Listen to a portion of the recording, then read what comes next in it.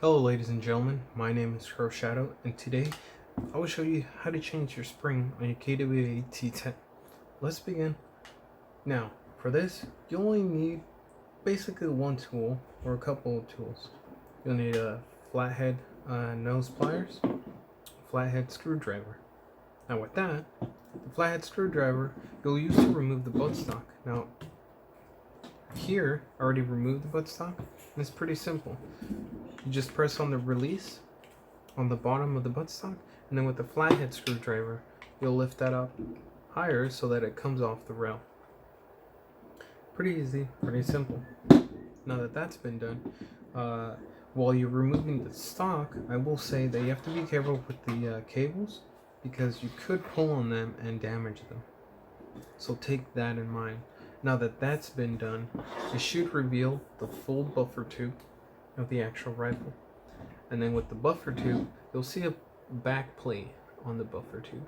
Now a lot of people that really don't go through the manual or know about the actual T10 will try to unscrew it by unscrewing the center of it, but that's not the way you remove the back plate.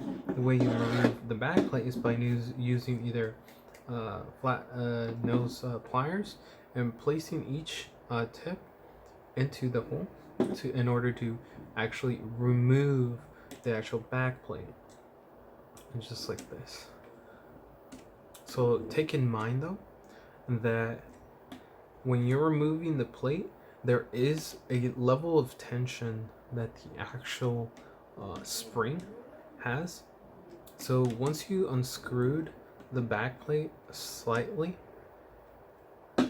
you can do it by hand, by actually using the palm of your hand and then just bracing your hand to keep the tension from shooting out any components inside the buffer tube. You should start feeling when you're about to get to that point. There you go. Oh dear. And I believe in this instance the spring is actually quietly loaded, and I'll mention why in a second. But with that, you'll find a secondary guiding rod, you'll find a secondary spring, and then you'll find the primary guiding rod, which is a lot bigger than most guiding rods. That is because of the kinetic system that KWA has. And if we lean a little bit back, you'll find the primary spring for the KWA T10. Now with that, KWA does have specific specs recommendations for the guiding rods. I will be posting them, or you can find them in the manual or on their website. With that, that's how you open up and remove the spring. Now with that, the process is the same. Once you have the spring that you want to switch it out with, it's simple and easy. You just go in reverse. You'll place back the spring inside, and then you'll place back the main guiding rod.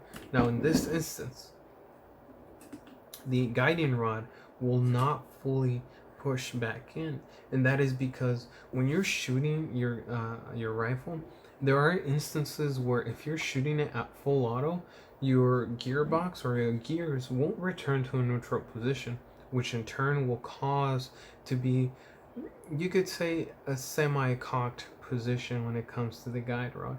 Now, if you ever come into this instance, what you can do is either push back the plate before putting in the new spring and ensuring that you cycle the weapon once again on semi, which should help.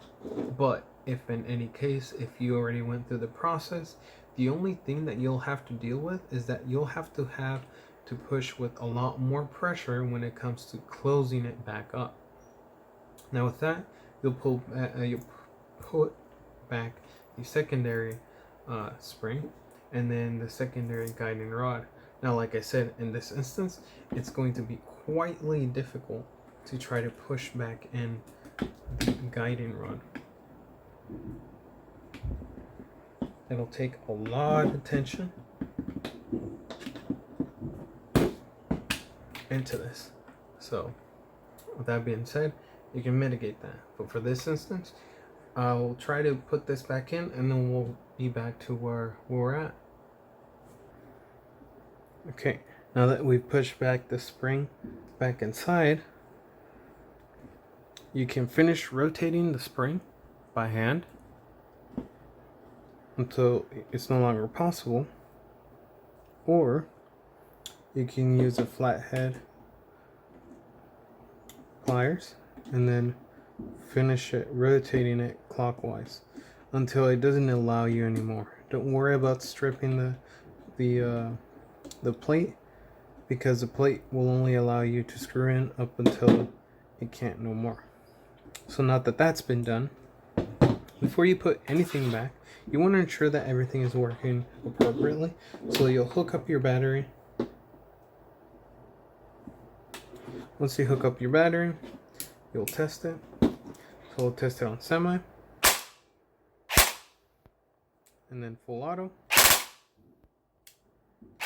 One more time semi to recycle it back to its neutral position. You don't want it to stay in a half-cocked position, because then that's when the wear and tear of the actual gears and the actual gearbox and spring comes into hand. So with this small tutorial, this is how you change your spring on your KWA T10. Thanks for watching, guys. Don't forget to like and subscribe, and leave your comments below, just so I know exactly what you guys want to see next. Other than that, this is Crow Shadow, and until next time, guys.